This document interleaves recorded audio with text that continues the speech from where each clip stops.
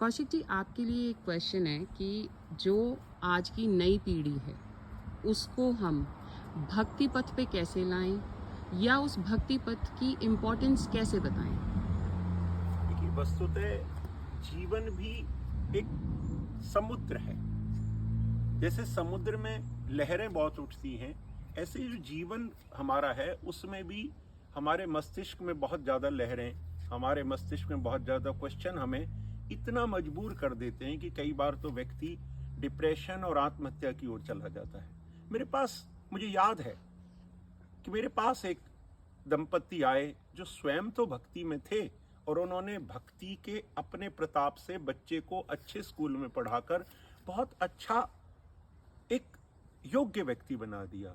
लेकिन जब यही बच्चा किसी कॉम्पिटिटिव एग्जाम में बैठने से मना कर देता था तो उनकी समझ में नहीं आ रहा था कि आखिर क्या कमी है। हमारा बच्चा 90% से अबव रहता है, जब कॉम्पिटिटिव एग्जाम की बात आती है तो ये उससे घबरा जाता है। तो मैंने उसको बताया कि जो जैसे समुद्र को पार करने के लिए एक पुल की आवश्यकता है, समुद्र को पुल से पार किया जा सकता है, ऐसे ही जीवन रूपी समुद्र को भी एक पुल चाहिए, और ये पुल है भक्ति का पुल। भक्ति का पुल कैसे? अर्थात उसमें एक आत्मबल आ जाए कि मैं इसको कर सकता हूं, आई कैन डू इजीली। मेरे अंदर जो ताकत है, जो मेरी छिपी हुई शक्ति है, उसको कैसे जागृत करूं।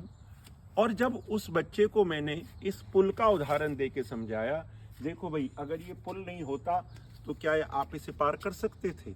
नहीं। अभी भी आप, ये जल है, जल के ऊपर पुल है, और आपके मस्तिष्क में विचार है, आप उनमें डूबे हुए हो। तो इन विचारों में जो आप डूब जाते हो, ये नहीं डूबोगे तो क्या करना है? आपको श्री हनुमान चालीसा का पाठ करना है। और यह जीवन में एक मेरे लिए बहुत बड़ा प्रयोग साबित हुआ कि वही बच्चा जो कॉम्पिटिटिव एग्जाम में बैठने से डर रहा था, वह एक अच्छी सर्विस को, अच्छे पद को प्राप्त कर गया।